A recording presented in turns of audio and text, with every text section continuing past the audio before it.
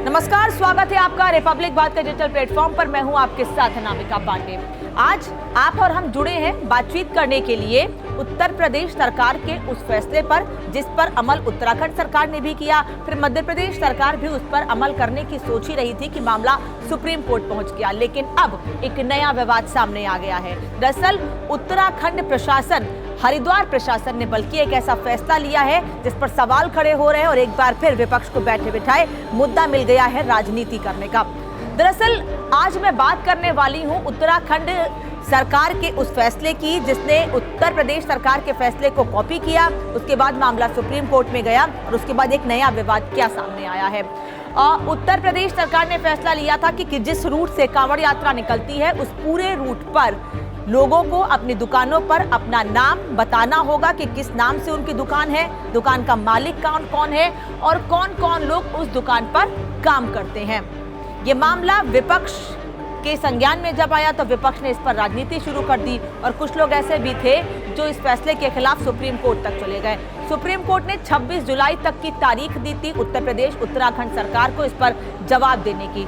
उत्तर प्रदेश सरकार ने तो अपना जवाब दाखिल कर दिया और साफ कह दिया उत्तर प्रदेश सरकार ने कि कांवड़ियों की कुछ शिकायतें सामने आई थी गंदगी को लेकर, उनके साथ झूठ बोलकर उनको गलत चीजें दी जा रही थी, गलत चीजें परोसी जा रही थी जिससे उनका व्रत या उनका एक अनुष्ठान जो पूरे कांवड़ यात्रा के दौरान या सावन के दौरान था वो खंडित हो रहा था।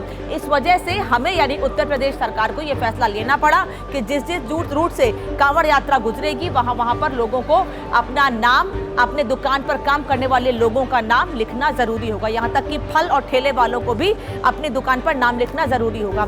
ये मामला तो पुराना हो गया।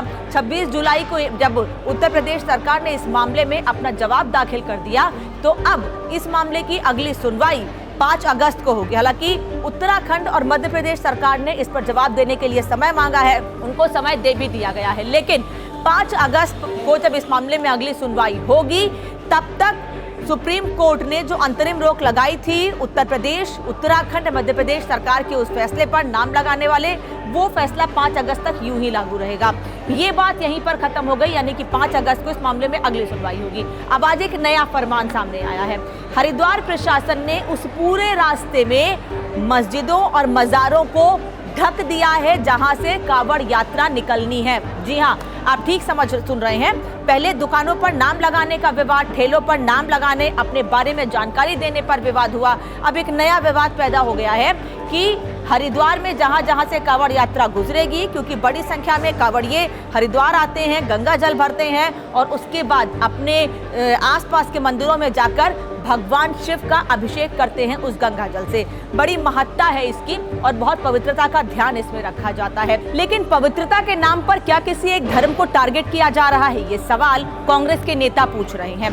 कांग्रेस लगातार इस फैसले पर हमलावर है और सवाल खड़े कर रही है। उनका कहना है कि बार बार भारतीय जनता पार्टी तुष्टीकरण की राजनीति कर रही है क्योंकि ऐसे फैसले सीधे सीधे वोट बैंक के लिए और तुष्टीकरण के लिए हैं। हालांकि भारतीय जनता पार्टी के नेता भी लगातार ये आरोप लगाते रहे हैं कि कांग्रेस या दूसरे दल, खासतौर पर इंडी गठबंधन, पूरे गठबंधन पर टारगेट करके हमेशा से सवाल पूछते रहे हैं कि तुष्टीकरण की राजनीति तो वो लोग करते हैं जो एक खास वोट बैंक के लिए हिंदुओं की तरफ ध्यान नहीं देते हैं और इसीलिए हमारी सरकार सभी धर्मों को साथ लेकर चलती है, सबका साथ सबका विकास।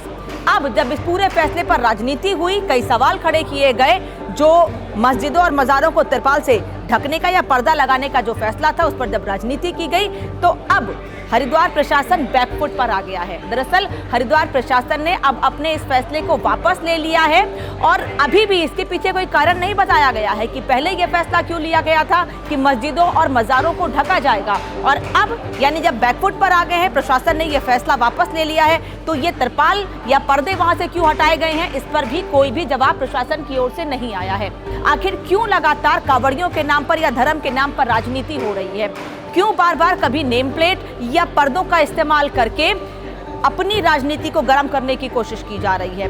क्यों बार बार धर्म की आड़ लेकर वोट बैंक की राजनीति की जा रही है? आज ये सवाल हर कोई पूछ रहा है। इस पर आप क्या कहना चाहते हैं, आपकी राय क्या है, कमेंट बॉक्स में जरूर बताएं। लेकिन ऐसे ही जानकारी भरे वीडियो के साथ के लिए रिपब्लिक भारत के डिजिटल प्लेटफॉर्म को सब्सक्राइब करना ना भूलें।